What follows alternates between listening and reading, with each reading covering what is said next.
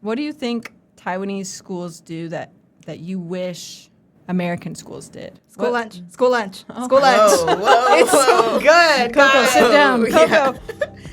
I'm very passionate about Kaohsiung Bear and Taiwanese school lunches.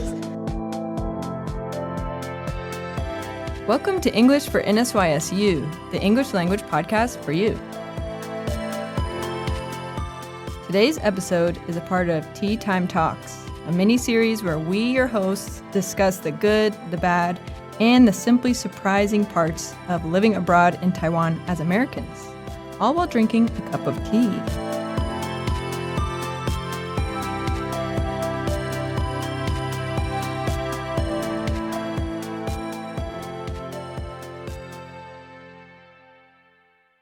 Okay, so what teas are we drinking today, ladies? What are we drinking? I have a grapefruit honey tea from Maku. I have water because I didn't bring tea. I forgot. It's okay. We made fun of you before the podcast started, so we won't do it now. I have some sort of green tea from Family Mart, but I can't read it because it's in Japanese. Right. So, let's introduce our host. Who's talking? Nobody knows. First, I'm going to introduce the only person that I know who insists that rats are just simply misunderstood, Coco Tamai. I love rats. They're so cute. And they're great chefs. Okay, now introducing someone who is secretly fluent in every language, Savannah Ely. Oh my gosh. Say something in Turkish, Savannah. I don't even know Turkish. That's a lie, and we know it. Okay, and I'm your third host, Lindsay Ryan. Woo. Yay, thank you. Okay, so today we're talking about teaching in Taiwan and the culture shock that we've all felt as teachers here. So tell me, what makes you qualified to talk about this? I'm not. Yeah, I mean, for all of us, we're actually teaching now at Zhongshan, Right. Yeah. but we aren't real classroom teachers. But there was a time when we all were classroom teachers. Mm-hmm. So tell me about where you taught and kind of the general feeling of what it was like. Last year, I taught at 2 elementary schools in Kaohsiung. If anybody knows where they are, Xinmin Guoxiao and Youchang Guoxiao, oil refinery school. Yeah, it was interesting. They were really big, I felt, compared to like every school I've been to in America. So I felt overwhelmed. There were too many children. How many kids did you have like in each class or maybe each school? Each class had like 25, and there were like 5 or 6 classes per grade, so like 100 per year. And then for me, last year, I was in Jiayi County. If anyone's listening from Jiayi, I love that county. Woo! But yeah, I was at a junior high / senior high school. I mainly taught 7th and 8th graders, but I also taught with some of the high school as well. And I also, I agree with what you said, Coco. The school was like really big, I guess because it was combined, the junior high and the senior high. And I don't know, just having that many students in 1 week, I was not used to at all. Mm. Mm-hmm. And your students are older than our students. Yeah, So I feel like having more is scarier. Yeah, and especially because there's so many different personalities when they're around that age, so they're all kind of weird. Every day is just so different. Yeah, and I was like Coco. I taught in elementary school in Kaohsiung. So my elementary schools were Xinxin Guoxiao and Ruixin Guoxiao. So one is in central Kaohsiung and one is in Fengshan. And one of them was really big, like Coco's schools, and then one of them was super small, like maybe 10 students per grade. Oh, so it's really intense differences between them. Anyway, okay, so first of all, when we arrived in Taiwan, we all arrived at the same time 2 years ago to work alongside English teachers in Taiwanese schools. So what was like your first impression walking into a Taiwanese school? What did it feel like? I'm trying to think back. Wow, it feels so long ago. I guess, one thing, it's very open. Like, all the hallways and everything is just like outside. Yeah. You know? I had never seen that before. Yeah. I was shocked. Really? That's what our schools are like in Hawaii, so I think it's weird that people are surprised. Right, Oh. I think I've heard in California too. I've heard some of my friends, their schools were like that, but I was just not used to that at all because all of my schools were completely indoors, AC all the way up and everything. So it was cool though. I kind of like the atmosphere, like being able to still kind of get some fresh air and you're not cooped up inside all day. My high school, when I was growing up, was built first as a prison, and then, or maybe it was designed by a guy who designed prisons. So so none of the classrooms had any windows or anything. That's so sad. It was all within this sounds one horrible. concrete square. It was terrible. So coming to Taiwan, I felt the same way. I was like, oh my gosh, Not Okay. there's a bird in the hallway. That's crazy. My school was not that bad. That's crazy. We had windows. Oh no. Yeah, but Coco, you said your classrooms were just like the schools in Taiwan. I think layout-wise, they were really similar, like very open. We didn't have AC in Hawaii, so I was very excited by the AC in Taiwan. Oh, but also, like Taiwanese schools use chalkboards. I've never seen a chalkboard in an American school. It's always a whiteboard. Yeah, I think when I was like younger, like elementary school, I think we had a chalkboard. But yeah, once I got to middle school, high school, yeah, it was always whiteboards. Yeah. Going back to what you said about the AC, which, first of all, I think that's crazy, Coco, that you didn't have an AC in your school. But even in Taiwan, maybe you have the AC, but you have to have an AC card to use it. And you don't have the card as the teacher. The students have the card. And that's wild. Like, we would have to sweat in between classes. And then if the student came and they lost their AC privileges for the day, then that meant I also lost my AC privileges for the day. What? It was We kind had of our like, own card. what? I don't know what Yeah, you're it was like the talking class Oh, about. really? had a card. Yeah. that's not fair at all. So why would the student be in charge of that? I know. Wow. I thought it was crazy too. I was like, why am I depending on this fourth grader to not sweat through my clothes right now? It's terrible. Yeah, that's one thing I noticed, like, about Taiwanese schools. Like, the kids have so much independence and, like, so much responsibility. I feel like way more than students in the U.S. Like, I kind of admire that in a sense because, I feel like they're more responsible than I remember I was growing up. Like, if we had to keep track of an AC card, Yeah, I think that would just be a disaster. pretty terrible. Did you guys have any culture shock when you watched the kids clean up the school in the morning or at night? Or did your kids do a good job? Well, what was it like in elementary school since you guys have younger kids? Our kids, they had to like sweep after every class, but and then like in the mornings they'd be like sweeping in the hallways and stuff. So in Hawaii we didn't do that, but I also went to elementary school in Japan over the summers when I was growing up, and so cleaning time there was even more intense than Taiwanese school. So every other day after lunch, you would have an hour dedicated to cleaning. So when you're like a younger student in first or second grade, you have to move all the desks to the side, and you have to like clean the floors by hand. So you would like run across the floor with your little like rag and like a little line, and then as you get older, you get more and more responsibilities. Like you're on bathroom duty or like science lab duty. So I think compared to that, Taiwanese cleaning seems a little mild. But then compared to American kids who like don't do any cleaning, I'm sure that's a Yeah. culture shock. Yeah, I thought especially like cleaning the bathrooms too, because I've seen some of my kids clean the bathroom, and I'm like, okay, maybe I just won't use that one. I'm going to skip this one, go to the next one. I had one student who, I might have already told you this story, but he got up in the middle of class and ran over to me and then said something in Chinese that I didn't understand. But looking at his face, I understood what it meant, which was, I have to throw up right now. And so he stands up and he says it. And I'm like, go, go, go, go, go. And he runs out of the room. But right before he exits the room, it's just vomit everywhere. He throws up everywhere, mostly around my desk. And I'm like, okay. That was for you. Yeah. And then my teacher, my Taiwanese co-teacher said, oh, that's disgusting.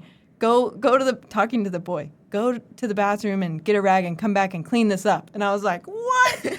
That's crazy. Like in the U.S., we would never never do. We have a person that we hire to clean up the children's throw up. Like, that was the most astounding, surprising moment. I was like, no way. Are you going to make this little boy clean up his own throw up? That's disgusting. So then, just sad. yeah, it's so depressing. He's like, his face is like gray because he's like, Yeah, because he just threw up his lunch. like, you're going to tell him to clean up right now? I don't think we want him to clean up. He's not going to do a good job. But I think the purpose is to teach personal responsibility. Like, it's less so about how clean it actually is after. It's more about, like, developing the habit of cleaning up after yourself. So, like, do I think the kids are doing a good job cleaning? Like, no. Usually, like, I would sweep up after they left. But it's like you're teaching them the habit, which I do think is important. Yeah, Oh. definitely. That's a good perspective. Yeah, I like that. Because it's one thing in the U.S., kids don't really, unless you have chores like at home in your own household, but at school, like Lindsay said, we have the janitors or the teachers are responsible for cleaning up their own classrooms. So we kind of sometimes lack in that area, I would say. Like the community Yeah. aspect, like, oh, we're in this community. The times in Taiwan, though, when I feel like that system fails is when you get some student who's really just a punk or like some terribly behaved kid who doesn't respect the order of the school. And so then everyone is performing their duties, like cleaning the school. And then you have this one kid who's messing everything up. And there's no system where you can really fix his behavior. He's just like, we might say slacking off. Like, he's not working as hard as the other students. So I would see that and I just like, a rage would grow inside of me. I'm like, your classmates are working so hard and you're doing nothing. Yeah, there's definitely in any class, there's Yeah. always going to be that, we call it like a bad seed. you Yeah. know? Someone that just doesn't want to follow the rules. Bad influence. Yeah. Well, do you guys think that you had any moments that haunt you now as like embarrassing moments? Maybe a moment that you're like, oh, that is so stupid that I did that. Yeah, before I came to Taiwan, like the program that we worked for said, oh, what's your Chinese name? So we could put it on your visa. And at this point, I didn't really speak Chinese. And so I thought, what should my Chinese name be? And I already have a Japanese name with like Chinese characters because my family is Japanese. So I thought, maybe I can just use my 4-character Japanese name. But then I did a quick Google search, and Google said Taiwanese people usually have 3-character Chinese names. And I was like, oh, maybe I can blend in, show my appreciation for Taiwanese culture if I just get rid of one of the characters of my Japanese name. So I changed my name to only have 3 characters, and then I showed up to school with my 3-character Chinese name and said, look, I have a Chinese name. And then my kid said, your name is weird. Like, the characters that you have in your name would never be used in by a regular Taiwanese person. So you should have just kept the 4 characters. And I was like, oh, it's too late, though. Yeah. That made me sad. My 4-character name is Yujin Guangli. And then my 3-character name is Yu Guangli. And I was told the Li is strange in Taiwan. But, yeah, I didn't know. Did you cry about it in class? Every time I have to write my legal name, my 3-character name, I think, wow, this was a mistake, but I can't do anything about it. I actually have the exact same situation, which is I was named Luolin, which is also the name of J.K. Rowling, much to my chagrin. In the Chinese-speaking world, J.K. Rowling's name is Luolin. So I'm going around, people are calling me Luolin, and I have no idea. And so I changed my name and added a character so that I can sound more Taiwanese, just like Coco. But it's not my legal name. Oh, I didn't know that wasn't your legal name. Yeah, I changed it. Wow. Luolin, see? Wow. What's your name, Savannah? Are you Savannah? I don't know. Not in Taiwan. I actually, when I was an undergrad, my first Chinese name was Yi Sina. But then when as time went on, someone told me, like one of my, I think, Chinese friends told me that Yi is not a common last name, like the E that I had. I didn't really know anything about, common names or anything. So I was like, oh, okay, give me a new one. So they gave me So now I'm Ye Suna. And I kind of like it because my teacher gave me Suna because it sounds like Savannah a little bit. And then my last name is Ely. So it just it worked out really nice. And I like my name. I'm happy for you. Yeah. I'm happy for you that you got a good name. Sorry, I don't Yeah, that have you didn't name have to trauma. change it. Yeah. I hope you're enjoying that reality that you live. I am. Thank you. Thank you very much. I think one moment that that was embarrassing for me was actually writing my name in school. Because, like you said, we have the chalkboard, and I picked up a piece of chalk and wrote my name, and there was to explain it to these third graders. Oh, what is Teacher Lindsay's name? Let's practice pronouncing it. And I write my name, and as soon as I finish it, there's an audible gasp in the classroom. Every student is like, and I'm like, what? What happened? Who died? What's going on? And it turns out I wrote it in red, and I forgot you're not supposed to do that. And I had thought it was kind of a myth, like maybe not so real.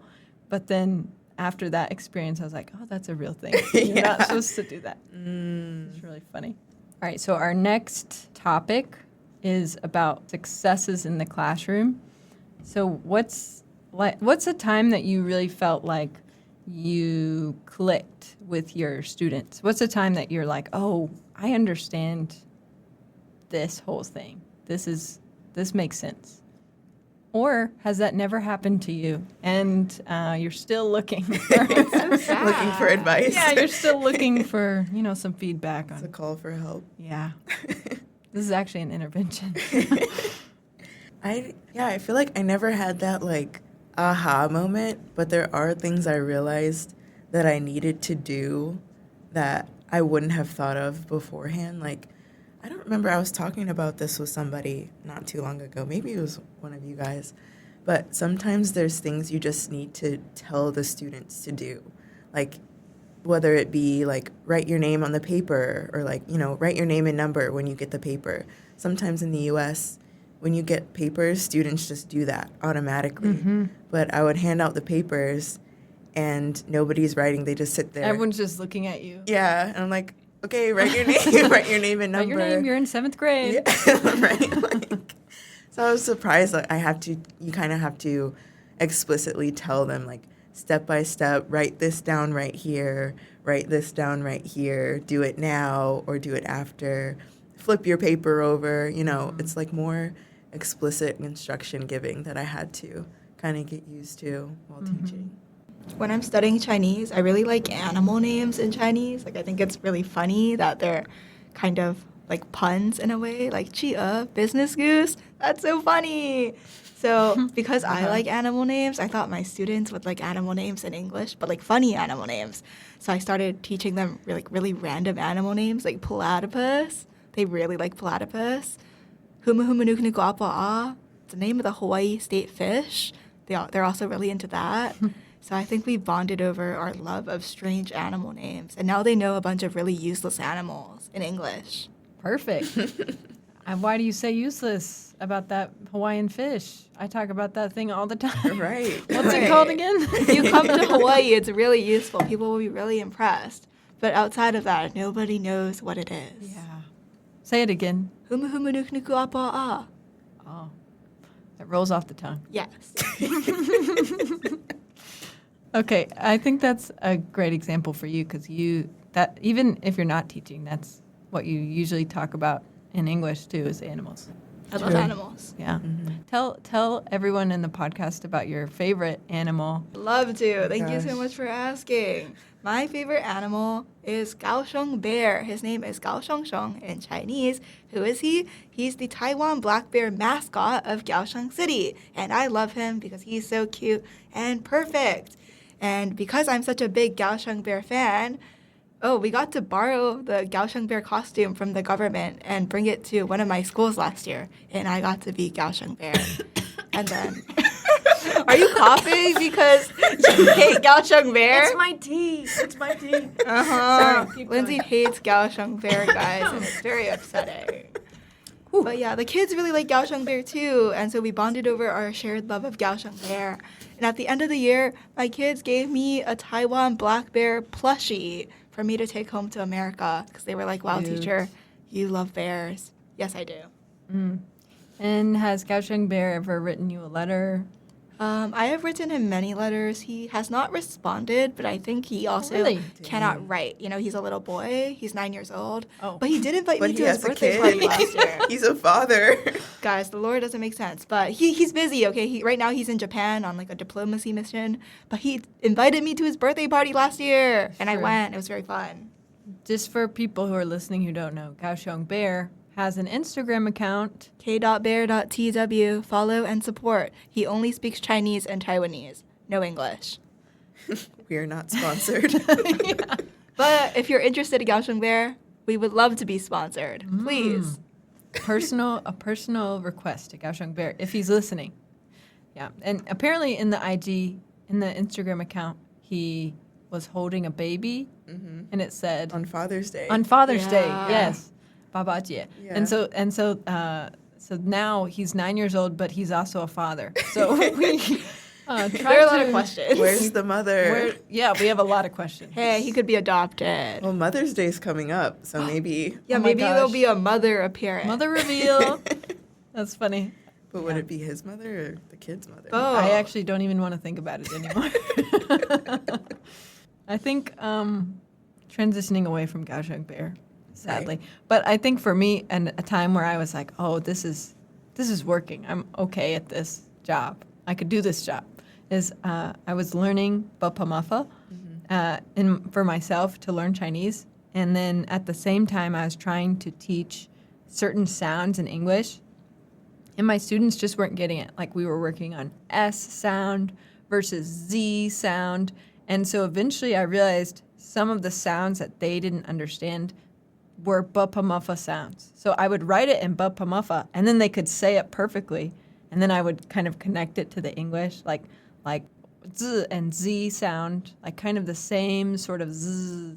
And I could see in their eyes, they were like, oh my gosh, everything makes so much sense. And I just like, I want to hold on to that moment forever. Yeah, so good. And then another time that I felt like, oh, I'm good at this is when I had to yell at my students in Chinese. I might have talked about this with you too. I know it sounds really bad, but these are the worst students I've ever had. They would cheat on all of these speaking tests. So one student would be speaking to me, and the student behind him is like, hamburger, like trying to like give a word that is the right answer. And so finally, after dealing with this all year, I had learned enough Chinese to really tell them what I was feeling, which was, hey, are you laughing? Because they were laughing at each other during the test. Are you laughing? Do you want a 0? I'll give you a 0. Do you want a 0? And they were like, no, I don't want a 0. And I felt like so happy I could do it in Chinese. I was She like, loves wow. yelling in Yes! Chinese. I feel like that's the marker of a good language is if you can yell in that language. Because anger is the emotion that I think you don't work on in class. That's a Yeah. real world emotion. It's hard. Yeah. And then you might stutter, and then it's just Yeah, it's so embarrassing. embarrassing. You get a word wrong, you're like, actually, it's blah, blah, blah. And you're like, oh, I can't be angry anymore. Have you guys ever gotten angry in a second language? That's a good question. I don't even get angry in English, though. I'm not a very angry person. Yeah, I don't really yell, so I feel like you can feel angry, but like nobody can tell because my tone stays the What same. about like arguing? Because we all argue, even if you're not yelling. Like I argue all the time in Chinese and Japanese and English, mostly about animals. Like, mostly about Kaohsiung Bear. yeah, no, someone's always like, oh, I really like Shongbenshong, like Kumamon Japan bear. And I have to be like, no, Kaohsiung Bear is so much cuter. Like, I've Japan actually bear is seen kind of you. ugly. I've seen you do that, and you're right. You can do it in all the Thank languages. you. I can do really it in any admire that. language that I speak. So, Yeah. yeah, but I'm not like yelling, you know? It's just I mean, Yeah. talking to these kids, I'm not screaming at these kids. Right. I'm just I'm being firm. I'm like, hey, you're doing this. Stop doing this. Right. But I think like even in any other situation in Chinese, I don't think I could have that tone of like, hey, seriously, because everything I say in Chinese is not serious because it sounds so stupid. What do you think Taiwanese schools do that you wish American schools did? School What- lunch. School lunch. Oh. School lunch. Whoa, It's so good. Coco, sit down. Yeah. Coco. I'm very passionate about Kaohsiung Bear and Taiwanese school lunches. Tell me, what do you love about Taiwanese school I lunches? think they're so much better than American school lunches, and people who have not had to eat an American school lunch don't appreciate it. And so, like, when like the kids are like complaining about their school lunch, I get very upset. I'm like, you don't understand how good you have it, or how much worse it could be. You could be eating what is essentially like prison food, I feel sometimes in America. I showed my students a picture of what American school lunch looks like, and it was like that really ugly square pizza with a carton of milk on the side. And they were like, that's what you eat for lunch. Canned fruit. Like, yes, and it's gross. Yeah. It's cold and not very nutritious. So I would agree with that. I loved the school lunches at my school. Our school, like, they cooked everything. I know some schools will get it, like, delivered too. But yeah, they had the kitchen, and I was going to mention something similar about the lunch. I like how the students, like, go get it themselves. Yeah. Like, just the responsibility I really admire about Taiwanese schools. They like, serve each other. yeah, I really like that.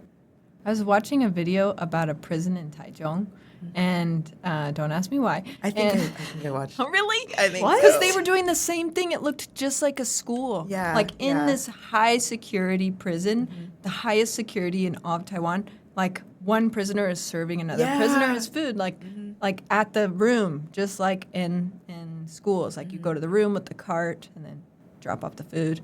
It's very cute. Yeah, I think I watched that same video. I've been watching a lot of prison videos lately.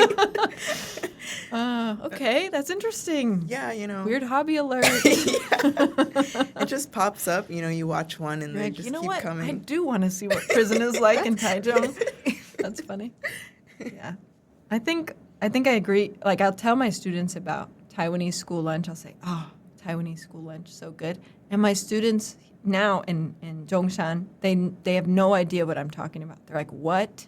Are you delusional? That's crazy. I'm like, you know what's crazy is every teacher in Taiwan will eat the school lunch. In the U.S., I don't know a single teacher who would buy lunch at school because that is gross, right? But in Taiwan, everyone's eating the same food, even the teacher being served by the student. Like, that's the measure of success, I think. I think also in Taiwan, they have to learn, this is like a curse and a Blessing. yes, a blessing and a Yeah, curse. just like- Yeah, what do we say about that? A blessing and a curse is they have so many languages. So like my students would come to class, they're maybe only in 4th grade, but they are already in English class, obviously with me. They already had to learn how to write Chinese, which is totally different from speaking. They're usually learning Taiwanese or Hakka, or one student was learning Vietnamese. Like, they are already learning 3 languages in 4th grade. That's crazy. My first language, I was 13, 14 years old. Like, that's very impressive to me. And it's like, you know, that's the language, or I mean, that's the age that you need to learn. So it's so, I love that they do that too. And so your school had Vietnamese classes too, or is it just that one student? Well, if you are from a group, like, let's say you're from a Vietnamese family, anyone who is also Vietnamese in the area, if there's not enough of you at one school, there's a traveling teacher that will come to your school at a certain time. It was really cool. That's so cool. Yeah. Yeah. So I think my co-teacher last year, she said that's like a very important legal requirement in Taiwan, is that your second language is available, like if you want to learn it. That's amazing. So a lot of Aboriginal languages, I think, are similar. I don't know. I don't know enough about this. That's but really cool, it though. was cool. I didn't know about that. Yeah, that's it's so inclusive. Yeah, it's sweet.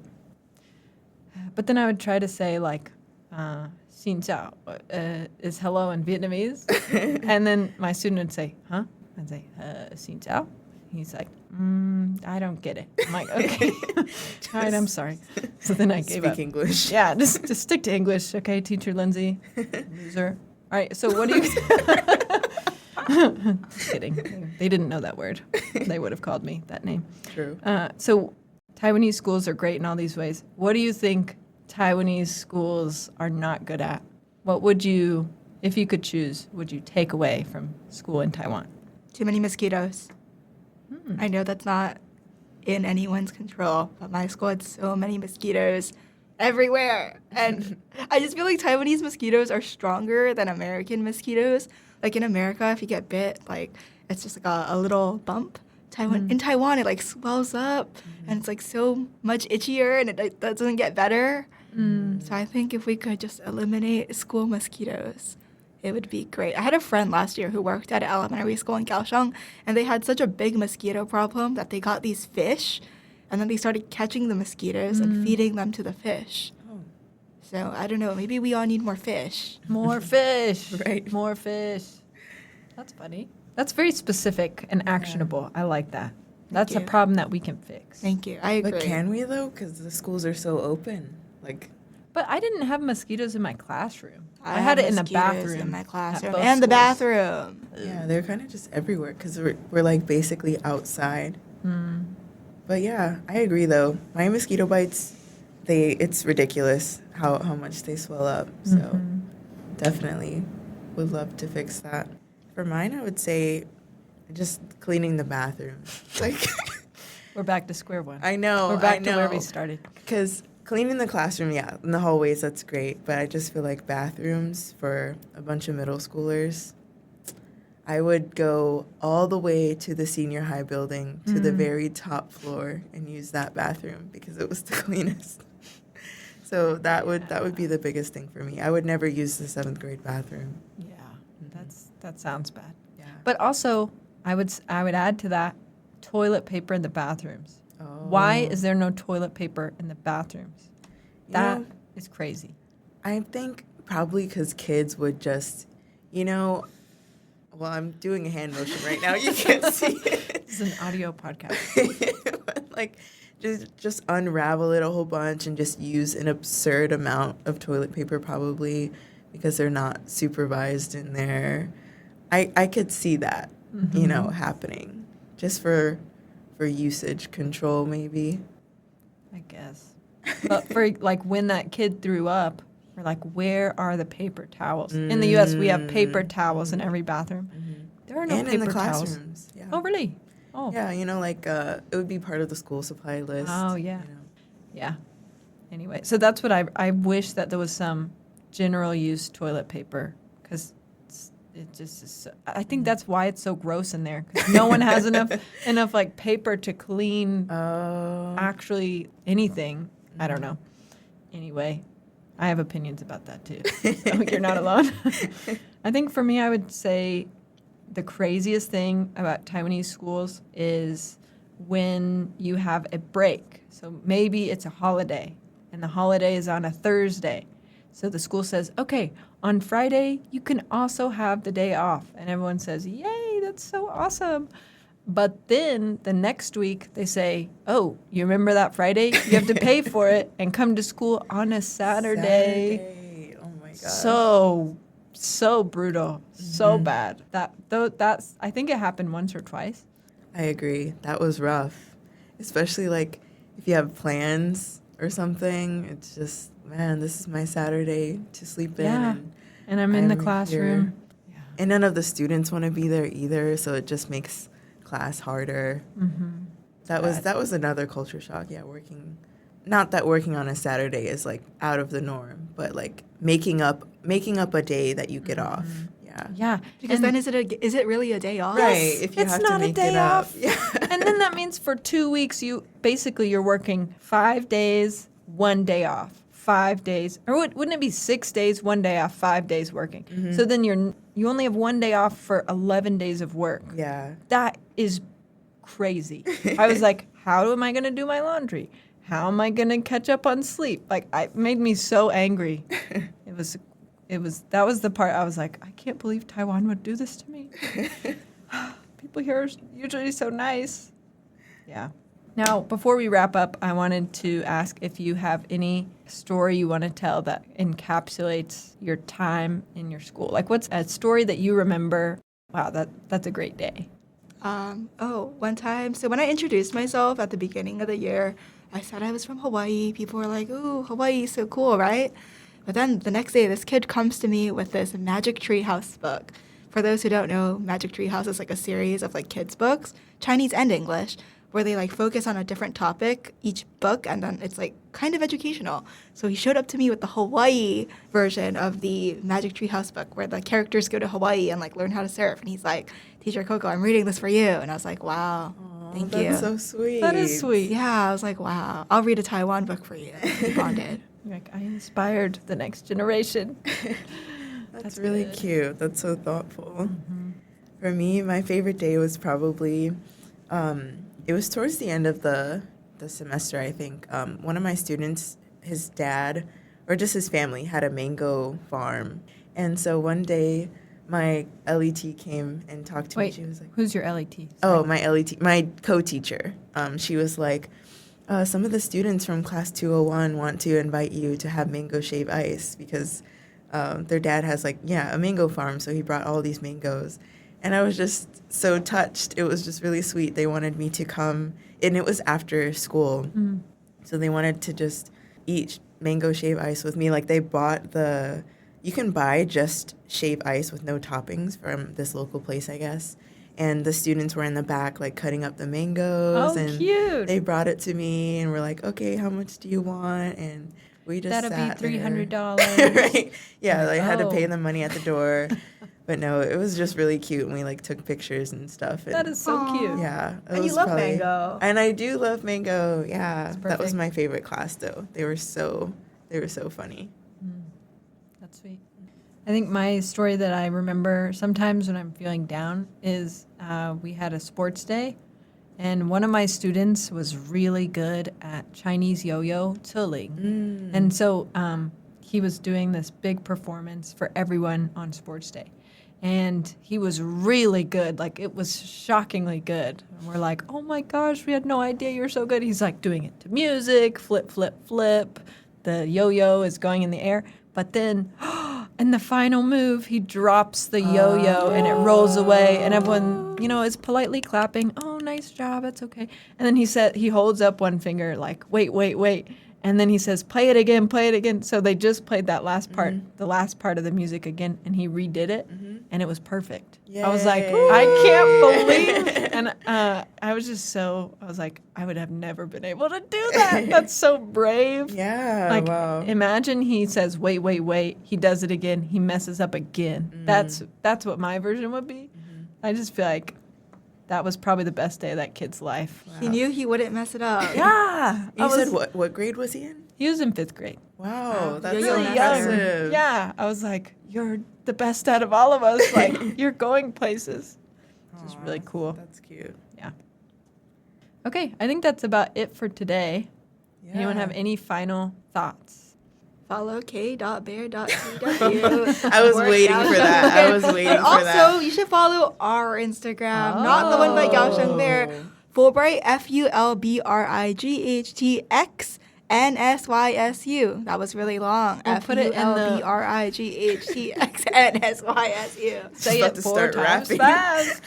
We'll put it in the description of this video as well, so you can access it more easily. Yeah. But yeah, good plug. If you ever want to come chat with us like we're doing now, you can look at our Instagram and find out how to sign up for a consultation. Yeah. Yeah. We all offer consultations for any subject that you want, like English, speaking, reading, writing. Sometimes we just play games. Like, it's very casual. Whatever you are looking for, we can kind of help you achieve it if it has to do with English. Yeah. Yeah. Ideally English. right? Ideally English, yeah. Okay, well, thanks for joining us here at Tea Time Talks. If you liked our podcast, please leave us a like. And if you have a question for the hosts or a topic that you want us to cover next time, leave a comment and we will look at it because We'll look and maybe use it. we'll look and maybe use it because you are our most important priority. You, the Absolutely. fan. Yes. Okay, so thanks for joining and thank you to my co-hosts for coming as well. Woo. Yay! Bye.